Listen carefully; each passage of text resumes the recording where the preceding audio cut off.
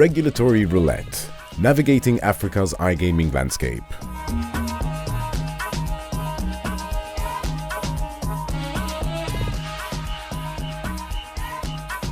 Guys, welcome to our first panel of Sigma Africa. So I think this started with a super exciting one, regulation.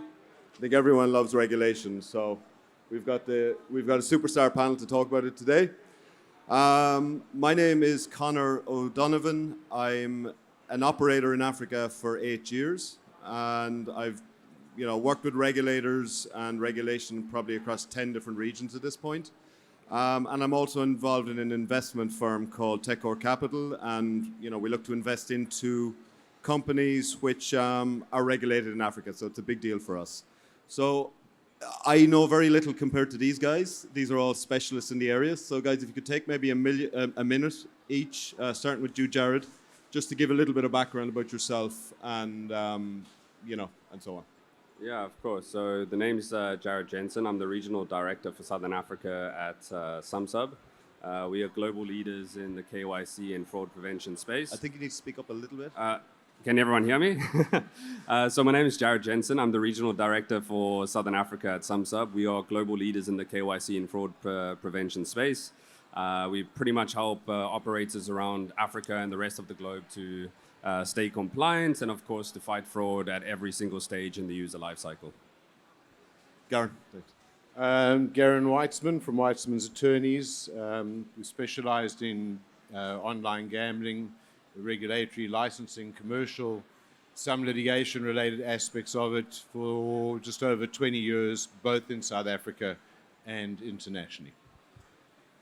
Wayne, please. Good morning, everyone. My name's Wayne Lurie Inc. Attorneys. This has been an exclusive practice area for 22 years now. We established the oldest law firm in gaming and terrestrial and online in South Africa, have been involved in a number of regulatory projects, both in South Africa and abroad, hoping that some of them come to fruition, 15, 20 years later, though. Okay, cool. The sound isn't great. You can hear me okay? Yeah, okay. So look, regulation, firstly, Africa is very broad, obviously. We've got South Africa, which, I think is maybe the benchmark for regulation in certain ways, maybe not others. And then we've got the rest of Africa, which is extremely fragmented. So it's a super broad topic. It's impossible to cover everything in 20 minutes. So some of it will be general, and some of it the guys will specifically start to talk about stuff they know very well. So the first question, let's keep it to South Africa. I guess the state of play in South Africa. So where are we from a regulatory standpoint? Garron, if you want to kick off with that. Where are we from a regulatory standpoint? Sometimes in a very, very good space, and I think sometimes in a more confusing space. Part of that is as a result of the fact that national and provincial governments have concurrent legislative competence in relation to issues of gambling and gaming, not on lottery-related matters. We've gotten to a point sort of practically where we have a de facto, to some degree, de jure online gambling regime where bookmakers have been able to, from certain provinces, relatively freely offer casino-style gambling or gambling on the outcome of casinos, as apart from just the conventional bookmaking contingencies like sports, novelty bets, virtual games. There's betting on outcome of lotteries as well. But we've gotten to a stage where there has been different treatments by different provinces, but on a national level, for all intents and purposes, bookmakers are trading nationally with online casino-style operations. And that's been very, very lucrative for most operators, and certainly has increased the revenue percentages as opposed to conventional sports betting.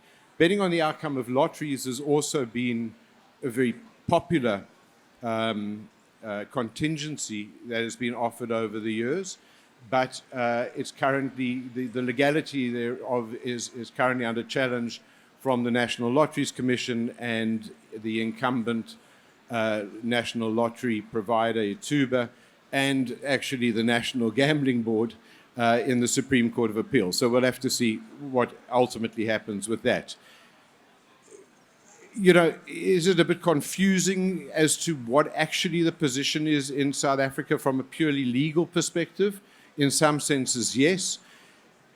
Is there some degree of clarity as well? I suppose that depends on who you talk to.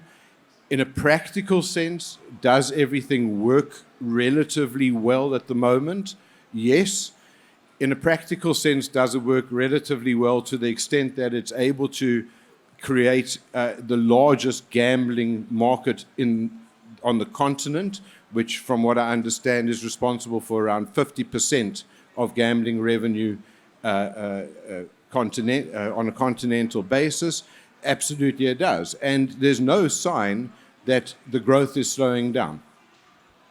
Yeah, look, as an operator, so I wear an operator's hat on this. I've been looking at South Africa for the last, 2 years, and I still don't understand regulation in South Africa. So Wayne,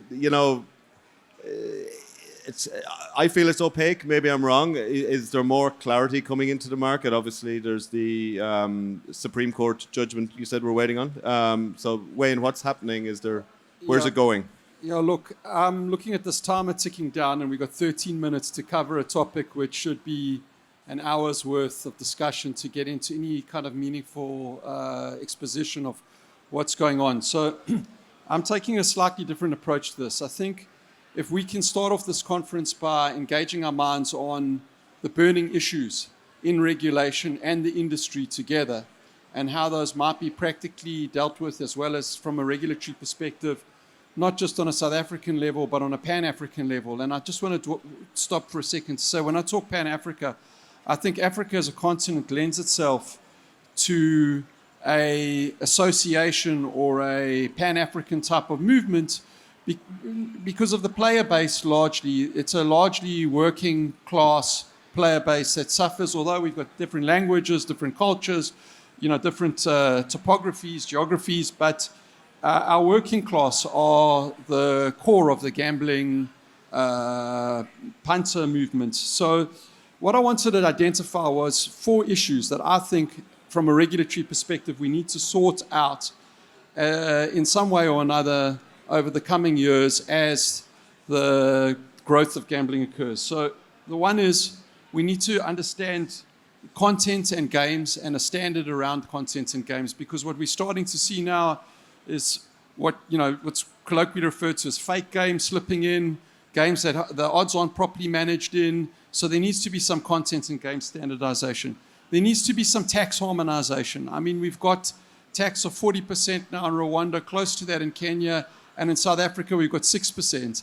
So we've got 2 separate extremes of the scale. Sorry to interrupt you, Wayne, and you can go back to your points, but how do you harmonize tax? Like, we don't harmonize tax in Europe.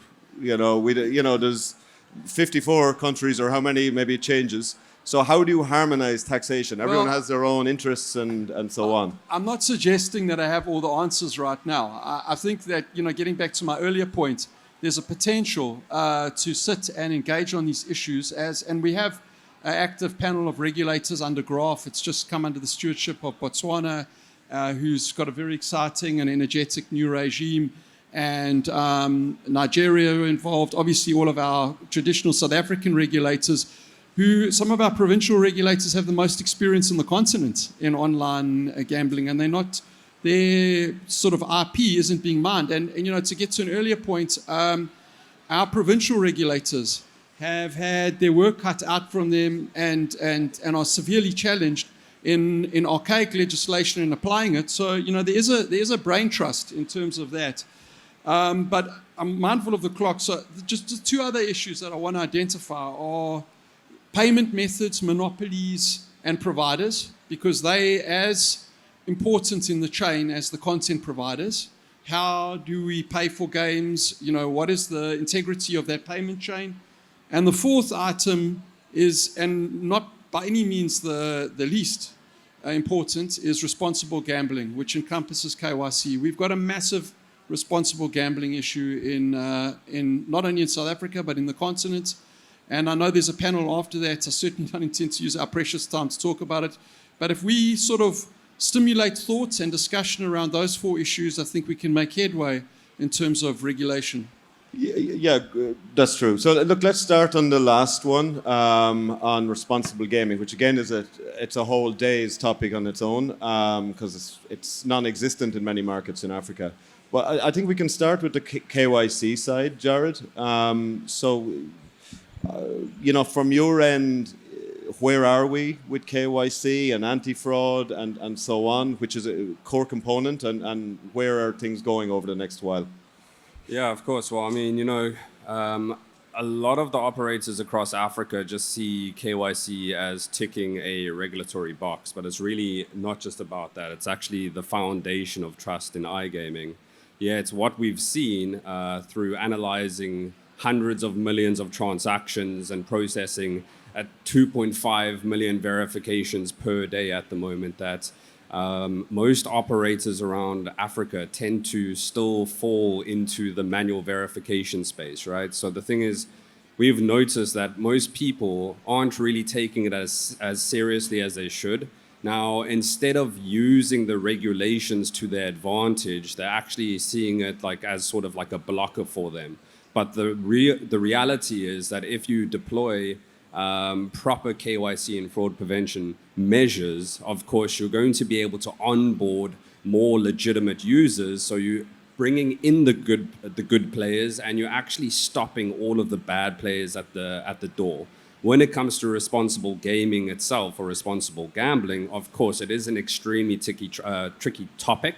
But the thing is, there are ways in order for companies to actually be able to manage that. But in order to be able to manage that, once again, you can't have these manual processes in place, right? Imagine now you're an operator and you're having hundreds of thousands or potentially millions of transactions, like bets and wagers flowing through your platform on a daily basis. How are you going to analyze every single one of those in a manual way to determine, hey, is this person maybe at risk of being addicted, right? So how do you actually determine any of that type of information if you're just looking at the computer after the fact, because most people aren't actually monitoring it in real time. They're not reacting to it in real time. They're getting all of this data and they're like, hey, well, what do we do with this data? Okay, well, actually, you know what? 2 months later, we found that this person is actually showing signs of gambling addiction, whereas we should have actually stopped them 2 months prior. So the biggest problem right now is that regulations actually, they're getting stricter, but at the same time, they're not really pushing people to move towards a system of security, of seamless security, where people are actually able to scale their operations, not just locally within the local market. Let's say Nigeria, Kenya, South Africa, the top 3 markets, of course, from what we've seen in our experience, but also giving them the ability to be able to play in the global space, and of course, everyone wants to be able to play in the global space, because as soon as you do, what are you doing, right? You're ramping up your revenue. But this can't be done with the manual processes that the majority of operators are carrying. So, Jarryd, is there regulators that stand out that are leading in that space? Because obviously the operators outside of a few across the continent aren't going to introduce these systems at a cost. So is there regulators that are making moves in that space that you can hold up and say these guys are actually leading the pack? You know what, the thing is, from our experience and from what I've seen personally, it's actually the operators themselves that are taking it on themselves. The regulators... Just to make one point on that, you've got 2 types of operators. You've got, the guys that are making a lot of money in Africa, and you've got mom and pop operators right across the continent. Those guys are not going to do it in the short term, so it does need a regulatory push. So, just to bear that in mind. Yeah, 100%. Yeah. So is there regulators you feel are taking a move towards that? I believe they are, but once again, it still boils down to, of course, if you're a smaller operator and you're handling things manually, and the reason why someone might be able to do that is because their volumes are low. When I talk about volumes, it's the amounts of traffic that they're actually bringing through to their betting operations, right? Whether this is through the web or through their mobile device, manual probably would work. But for the other guys where they're seeing huge volumes, of course, they need a system in place to be able to do this. Okay. There's just one last thing I would like to say here, though. So in my personal opinion, with regards like the regulations here in South Africa, the majority of operators that we found, they actually have like a team that's been deployed to actually manually check documents. But what we've noticed in our identity fraud report that we release every single year, the fraud rates in South Africa, especially in Nigeria, is some of the highest in the world right now. And this is after analyzing billions of verifications and transactions on a Let's not single out Nigeria. Yeah. Okay, just on a couple of your other points, Wayne. So I do want to go back to taxation because as an operator, so I've operated in probably about 10 countries and I've done deep dives on multiple other territories. The taxation, really regulation is a taxation, in most African countries. How do you go about trying to, number one, bring some common sense into taxation, okay? So, the policies and the regulation, support the industry and protect the customers. And number two, how do you go about harmonizing that? Okay, so you raise a very interesting point. Taxation is regulation. Taxation should drive and fund regulation. And I think that many regimes, okay, including some of our own, haven't sort of budgeted for where the tax is going to be applied and for what, in order to make sure that the industry is properly and safely run. So, for instance, you might have a regulator that's raking in billions at a low tax rate, but they're still not staffing their administration properly to perform their functions, both in terms of licensing, compliance, ongoing responsible gambling programs and regulations. So where it starts and has to start is with sound policy. And if you can harmonize policy in terms of what is gambling, how do we regulate it, how do we fit it into a healthy economy, how do we create a sustainable tax base out of it, because some of the recent hikes in tax from 15% to 40% are just indicative of clutching at a golden goose. It's that old adage of the golden goose. So I think, to answer your question in the couple of minutes we have left, it has to start with sound policy at a government level in terms of what they want to achieve through regulation. I think obviously it can't just be tax. It has to be all of these other items. But, sorry, one question. How, and I'll give that to Garron for a second, I'll come back to you. Garron, is it the industry drives this? Getting sound policy is great. We all agree on that, but how do we actually go about it? I think it can only be the industry that drives it. Unfortunately, I am somewhat skeptical about government driving. From what I understand, and I'm not particularly active in Africa. I'm much more active in South Africa, Europe, the US, and various other territories or jurisdictions around the world. But from what I'm understanding on Africa, it's about the golden goose, as Wayne says. It's about, okay, we're taxing at 15% of GGR or whatever percent of stake. We're seeing a tremendous amount of revenue coming in. We're going to go after more. And in fact, what it's doing is killing the industry or causing a black market to grow. That's the way it is. It has to be driven by the operators. I wish I could be more positive about the thinking that the governments, particularly across Africa, and quite frankly, we're not just seeing this in Africa. We see it in other places as well. I mean, New York's proposing to up its gambling tax now after seeing the type of revenues coming in. I think to think that the governments will do it on an altruistic basis in any way, shape, or form is entirely naive. It would have to be industry-driven. And I think it's one of those things where one will just have to plug away and plug away and plug away. The reality is we do see that in markets that are over-regulated, in some senses too, that the black market grows. We're seeing that even in the UK now. So, so what do? I think it can only come from the operator. Yep. I think we're seeing it in Africa in a massive way. The offshore business is growing at a rapid rate. I think easier access to crypto, easier access to mobile money through back routes and so on. Guys, we're running out of time, but very, very quickly, each of you on the panel, where do you see regulation going over the next couple of years? Is it just going to be, a pause where we are, or is it going to move in the right direction, or are we going backwards? I know it's a very broad question, but just to give your outline. Well, from my perspective, and just rounding off on what's just been said in the last few minutes, there has to be a harmonization and a policy-led sort of approach to things.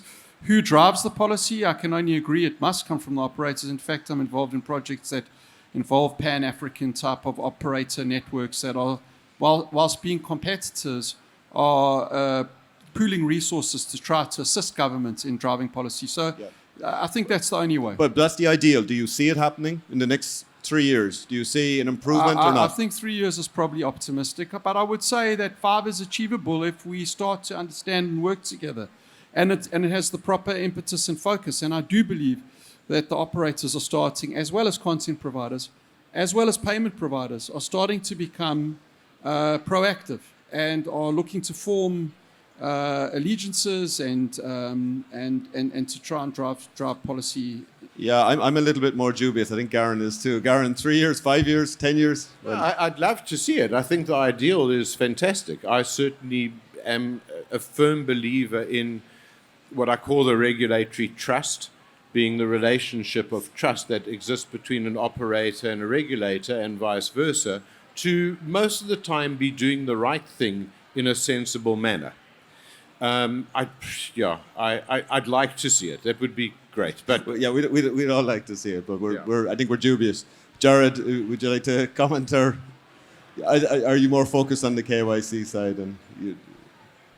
Yeah, you know what, the thing is, I do believe they need to put stricter compliance measures in place than what they have right now. I know that maybe some might argue against it, but I really do think that they need to do that. When they will and if they will, I'm not too sure. Yeah, I think the takeaway is, if there is one after 20 minutes, is that Africa is incredibly fragmented. You've got multiple regulators, all with their own agendas and with their own goals and so on. Trying to harmonize that, whether it's driven by industry or driven by the regulatory bodies themselves, is going to be incredibly challenging. And I don't think anyone up here thinks it's going to be done in the next 3 years. So, okay. Thank you very much. Bye. Thank you.